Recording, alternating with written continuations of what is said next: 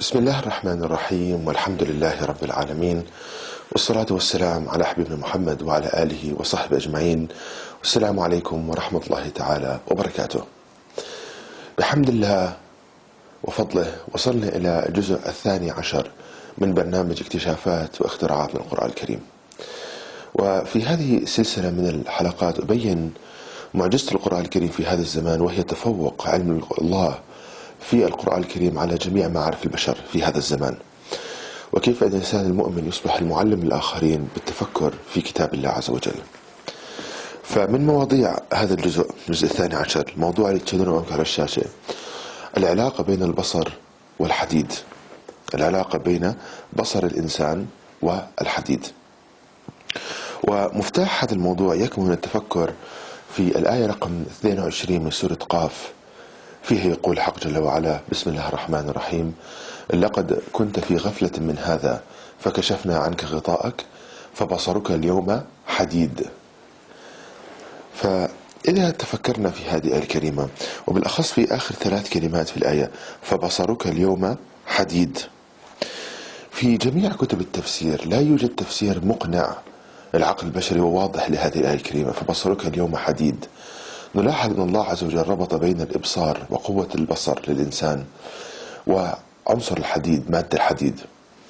فيا ترى ما هو الرابط، وما هي المعرفة التي يريد الله عز وجل أن يعلمنا إياها؟ طبعا كما قلت، حاول الناس أن يفسروا هذه الآية الكريمة، قالوا أنه سيكون بصر قوي مثل الحديد، ولكن هذا غير مقنع للعقل البشري، لأن الحديد قوي ولكن لا يوجد فيه إبصار، لا يوجد فيه بصر. فلماذا الله عز وجل ربط بين قوة الإبصار العين البشرية وعنصر الحديد؟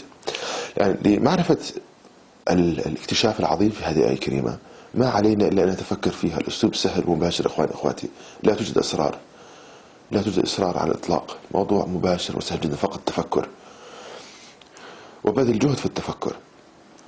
فهنا الله عز وجل يقول أنه في يوم، نفهم من هذه الآية الكريمة أنه في يوم القيامة عندما يبعث الله عز وجل الناس ويحيي الموتى، تكون حواسك 100%، يعني بصرك قوته كاملة، سمعك كامل، اللمس والذوق كامل. الآن لنفهم حكمة الله في هذا، لماذا عندما تبعث، عندما يحيي الله عز وجل الموت يوم القيامة تكون حواسك 100%؟ لأنه إذا أنعم الله عز وجل عليك وأدخلك الجنة، أنت ستشعر بالنعيم 100%، لأنه لو كان حواسك فيها مرض سيكون في نقص في الشعور بالنعيم. وعلى الجهة المقابلة، لو استحق الإنسان دخول جهنم تشعر بالعذاب 100%. فهذا عدل من الله عز وجل أن تكون حواسك 100%. الآن فالله عز وجل يقول بأنه بصرك، فبصرك اليوم حديد، يعني بصرك سيكون 100% قوته، وربط به كما قلنا بعنصر الحديد. لفهم هذا الربط يجب علينا التفكر في العين البشرية وفي الحديد. فإذا تفكرنا في خلق الله لعين الإنسان، كما تشاهدون أمامك على الشاشة، العين هي عضو الإبصار في الإنسان، وأهم من أهم الأجزاء اللي فيها، طبعا كل الأجزاء مهمة، ولكن من جزء الحيوي والرئيسي فيها الشبكية. الشبكية تشاهدونها هنا، هذه الشبكية تحتوي على الخلايا التي تستطيع أن تحس الضوء، الخلايا التي تحس فيها حساسية الضوء. وكما تشاهدون أيضا بأن الشبكية يجب أن تغذى بأوردة وأوعية دموية، ولكن تلاحظوها دقيقة جدا، شعيرية دقيقة جدا جدا.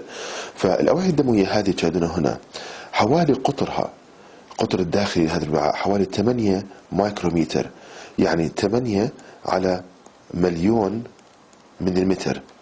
فيعني شعيرات دقيقة جدا جدا جدا. تصور القطر الداخلي 8 على مليون من المتر، القطر تبعه. هذه الأوعية يمر فيها الدم لتغذية خلايا الشبكية. وفي رحمة، لماذا تحتاج الشبكية إلى التروية وتزويد بالدم مستمر؟ لأن الله عز وجل وضع آلية رحمة جسم الإنسان، دائما أنسجتنا تتجدد، يعني جلدك يتجدد، عظمك يتجدد. مع معنى التجدد؟ دائما تؤخذ المادة القديمة وتوضع مادة جديدة ليصبح الإنسان في أحسن تقويم. يعني مثل مبنى ولا المثل الأعلى، تؤخذ مادة الإسمنت القديمة وتوضع مادة إسمنت جديدة يبقى 100%. فهذا يحصل أيضا للشبكية، لأن المادة القديمة في الشبكية تزال بتدريج وتضع مادة جديدة لتبقى في أحسن تقويم. لقد خلقنا الإنسان في أحسن تقويم. فإذا تزويد الدم لهذه الشبكية بالأكسجين وبالمواد التغذية والجلوكوز السكر وكل هذه الأمور أساسي لتجدد الشبكية. فإذا فكرنا فيها من ناحية هندسية، إنه عندنا أنابيب نقول قطرها الداخلي 8 على مليون من المتر، ويمر فيها كريات دم حمراء، معادن، بلازما دم، الماء. فهناك تحدي هندسي، كيف أنه هذه الأنابيب الدقيقة جدا يجب أن يبقى التدفق فيها سلس، لأنه لو أصبح فيها يعني صعوبة في التدفق لأصبح عمليات الهدم في الشبكية أكثر من البناء، وبالتالي موت الأجزاء من الشبكية وضعف في الإبصار.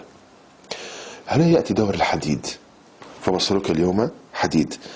فإذا تفكرنا في وظيفة عنصر الحديد في الدم، لأن الوظيفة التي نعرفها للحديد في الدم نقل الأكسجين، هذه الوظيفة التقليدية التي نعرفها. الآن نرى وظائف جديدة، اكتشافات عظيمة من القرآن الكريم. ففي داخل الدم معدن الحديد أو عنصر الحديد موجود بشكل حر، وموجود مرتبط بكريات الدم الحمراء. فإذا ركزنا على الحديد المرتبط بكريات الدم الحمراء، لأن الحديد نعرف أن له مجال مغناطيسي، يعني مادة ممغنطة. فكما تشاهدون أمامكم هنا ينتج مجال مغناطيسي، يعني كريات أو جزيئات الحديد، ذرات الحديد الموجودة في مرتبطة بكريات الدم الحمراء تنتج مجال مغناطيسي تشاهدونه باللون الأصفر هنا. هذا المجال المغناطيسي يتنافر مع المجال المغناطيسي الموجود في جدران الأوعية الدموية، يعني جدران الأوعية الدموية هي مادة مغناطة أيضا فيها مجال مغناطيسي ضعيف. المجالين يتنافرون بعضهم البعض. هذا التنافر بين كريات الدم الحمراء وجدار الوعاء الدموي يمنعها من الالتصاق، لا يسمح لها بالالتصاق بجدار الوعاء الدموي، وبالتالي يقلل احتكاك الدم بالجدار الدموي. مرة أخرى، الحديد المرتبط في كريات الدم الحمراء له مجال مغناطيسي، هذا يتنافر مع الجدران، يعني مثل قطار ممغنط محمول على سكة يمنع تلامس القطار بالسكة، وبالتالي تدفق سلس. إذا من وظائف الاكتشافات وظيفة الحديد بهذا القرآن الكريم في الدم ليس فقط نقل الأكسجين، ولكن ضمان سلاسة تدفق الدم عن طريق آلية علمية، وهي التنافر المغناطيسي ومنع التصاق كريات الدم الحمراء بجدار الوعاء الدموي. فهو يؤدي إلى تقليل احتكاك الدم بجدران الأوعية الدموية. الآن إذا ربطنا هذا مرة أخرى مع العين، قلنا بأنه في العين هناك أوعية دموية شعيرية دقيقة بحاجة لتدفق سلس للدم. إذا هنا فبصرك اليوم حديد. الحديد يؤدي إلى يضمن تدفق سلس للدم إلى الشبكية، وبالتالي تجدد مستمر، وبالتالي قوة إبصار كبيرة. فالآن نفهم سبحان الله العظيم قول المولى عز وجل فبصرك اليوم حديد. علاقة الحديد بالبصر، الحديد يضمن سلاسة تدفق الدم عن طريق تغيير احتكاك الدم بالوعاء، وبالتالي تجدد مستمر للشبكية وقوة إبصار كبيرة. طبعا هذا اكتشاف طبي جديد من القرآن الكريم، بأن العلاقة بين عنصر الحديد، تركيز عنصر الحديد وسلامة العين غير معروف بالطب. فهذا اكتشاف جديد وعظيم وكبير من القرآن الكريم. وتلاحظوا إخواني إخواتي فقط في 3 كلمات، لاحظوا قوة علم الله في القرآن الكريم إذا فقط تفكرنا في 3 كلمات، فبصرك اليوم حديد، اكتشاف طبي جديد جدا. الآن هناك مؤشرات على هذا الاكتشاف. هذه الدراسة التي تجدونها أمامك على الشاشة أجرت في ألمانيا، وهنا أطباء عيون أجروا هذه الدراسة، أنه الناس يشتكوا من انسداد في الأوعية الدموية المغذية للعين، انسداد وضعف في البصر. طبعا دوروا يعني وبحثوا عن سبب هذا، يعني لم يجدوا أسباب تقليدية يعني ليفهمها أطباء العيون.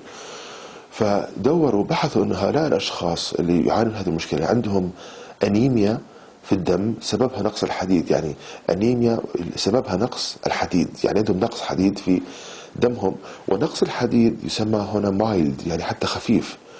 فوجدوا علاقة مباشرة بين أمراض الشبكية وضعف الإبصار وتركيز مادة الحديد في الجسم. ونلاحظ هنا يعني توصية قاموا بها، هذه التوصية هنا، لاحظ هذه التوصية نقرأها وأترجمها إن شاء الله. هذه التوصية تقول Clinicians involved in the management of chronic iron deficiency anemia should be aware of possible ophthalmic manifestations in this disease. يعني هنا يقال أنه اللي يمارسوا الطب والأطباء في المستقبل يجب أن يكونوا يدركوا وعي، يكون عندهم وعي على أنه نقص الحديد في الدم يؤدي إلى مشاكل في العين والشبكية. الله سبحانه الله العظيم أنه التوصية المستقبلية، هي طبعا دراسة في 2001 في مجلة علمية، بأنه التوصية المستقبلية أنه يجب أن الحذر أنه نقص الحديد في الدم ممكن أن يؤدي إلى مشاكل في الشبكية وفي العين. الآن بما أن الله علمنا هذا، اليوم نستطيع أن نطبق. كيف؟ إنه إنسان عنده غشاوة في الإبصار، ضعف في الإبصار، مشاكل، ويعني لم يوجد لها علاج تقليدي أو يعني غير واضح السبب، فيمكن أن يراقب تحليل الحديد في دمه كحديد حر وحديد مرتبط كرة الدم الحمراء. إذا عالج هذه النسبة ممكن يكون بهذا بأبسط الأسباب، إنه معالجة الحديد في الدم سهلة جدا، بأبسط الأسباب ممكن أن يكون سببا في شفاء إن شاء الله. فننتبه إلى إنه نقص كمية الحديد في الدم لها أعراض أكثر من نحن يعني معتقدون. وأيضا منظور إسلامي، حل إسلامي لهذا. إذا وجد نقص في الحديد في الدم، في تحدث في الماضي عن شيء نبهنا له محمد عليه الصلاة والسلام، وهي الحبة السوداء، أنه فيها شفاء من كل داء إلا السام.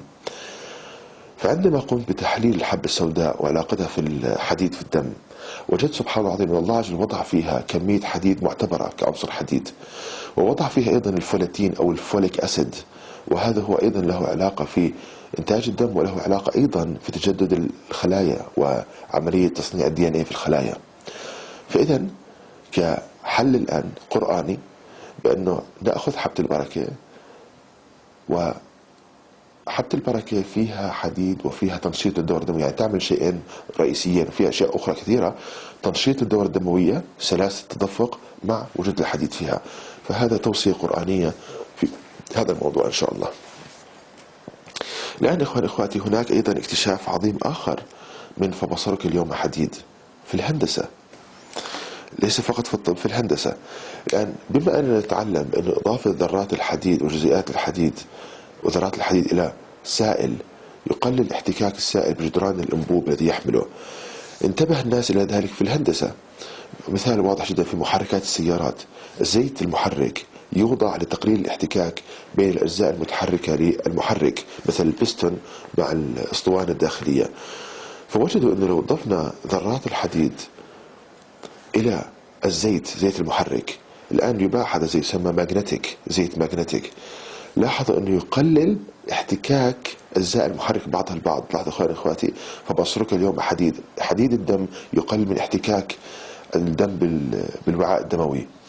هنا إضافة ذرات الحديد إلى زيت المحرك يقلل احتكاك الزيت بجدران المحرك. فهذا يستخدم الآن، ويعني اكتشاف هندسي، استخدام الحديد لضمان سلاسة التدفق وتقليل الاحتكاك. الله جل وعلا في القرآن الكريم فبصرك اليوم حديد. ولكن المشكلة إخواني إخواتي أنه أبعدنا عن هذا. كلما نبعد عن هذا الكتاب كلما ننزل إلى يعني أسفل سافلين. فالحل الرجوع إلى هذا الكتاب، وسنرجع إن شاء الله إلى هذا الكتاب. والله عز وجل يعني يعلمك علم تصبح أنت المعلم الآخر، وتأخذ أسباب القوة من هذا الكتاب العظيم. ولمعرفة تفاصيل أكثر عن هذا الموضوع، رجاء تفضل بزيارة موقع شبكة الإنترنت www.quran-miracle.com. هذا هو الموقع. يمكن التواصل معنا عن طريق بريد إلكتروني زيدقرآن@gmail.com. السلام عليكم ورحمة الله تعالى وبركاته.